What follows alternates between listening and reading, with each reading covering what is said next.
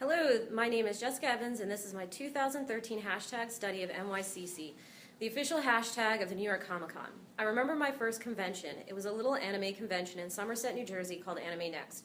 I cosplayed, the act of dressing up as a fictional character. I went as Ichigo Kitty, an adorable pink kitten from outer space. The moment I put on the costume and walked out of the hotel towards the convention, I felt like a complete idiot.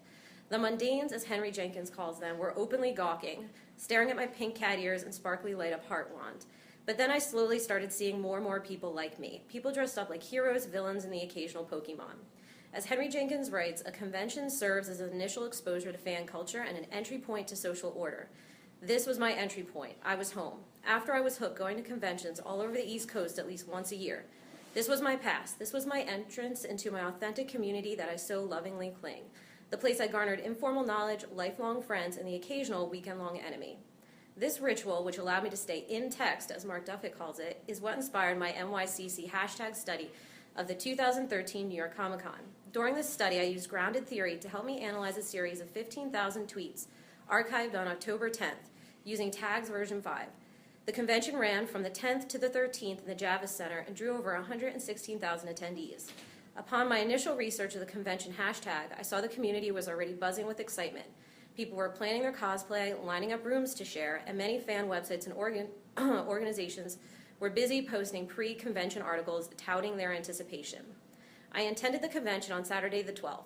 The second I walked in, I knew I was home again. It was wall-to-wall bodies all smiling and pushing to meet their favorite actor or comic book author, or throw down hundreds of dollars on the exhibition floor.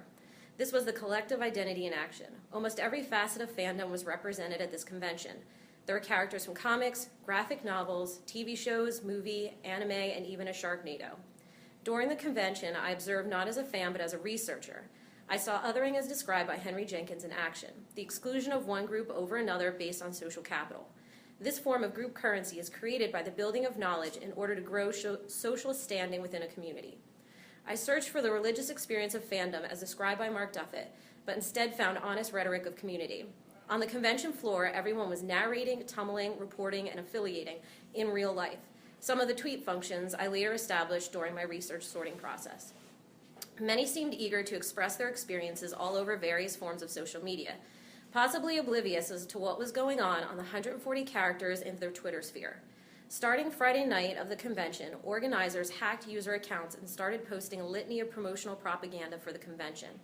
These posts continued even after the story hit the media on Saturday morning, and not until the Monday after the convention did the promotional posts stop and a cursory apology given. Such posts as "Getting my nerd on in NYCC" or "Getting nerdy in the city that never sleeps" flooded Twitter, all containing links to the convention's website. Con-goers said nothing. I heard nothing on the floors, in the sessions, or in front of the signing tables. Throughout the day, I would periodically check Twitter to see if anyone had noticed or screamed in outrage, but there was nothing. When I got home, I was eager to see what tags was going to show me, and I was pretty much what I expected. Thousands of promotional tweets from the convention organizers, and a small handful of mild complaints from the convention goers. It made me start to wonder about the power of community. How desperate are we to connect, to build and establish that social capital that we will ignore what is right in front of our faces, the infiltrating of our ambient affiliation spaces for capital gain. With over half the tweets being links, and most of those links planted by convention organizers, it seems hard to ignore.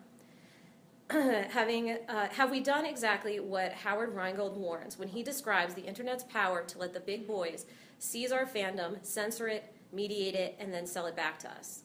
I believe that my Twitter hashtag study uncovered something I call selective avoidance within a community.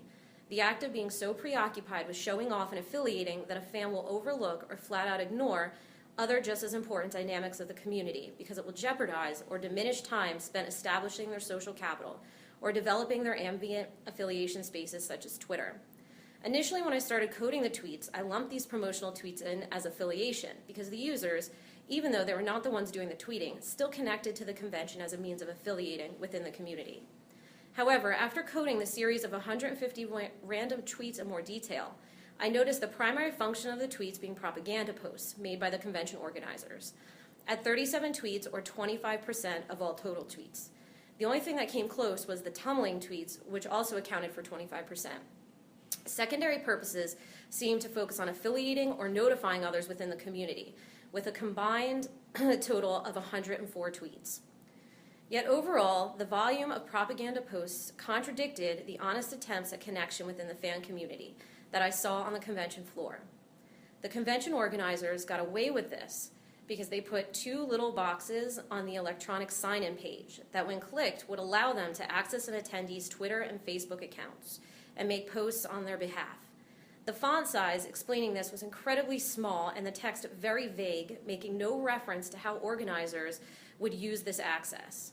So once the posts started happening, convention goers were so ferociously intent on posting pictures of cosplayers and celebrities or reporting on spoilers leaked in panels that they overlooked or just didn't care that their accounts were being used as spam generators for convention organizers. A clear example of selective avoidance. I wonder how many other areas of fandom are guilty of selective avoidance and how many companies seek to capitalize off of it.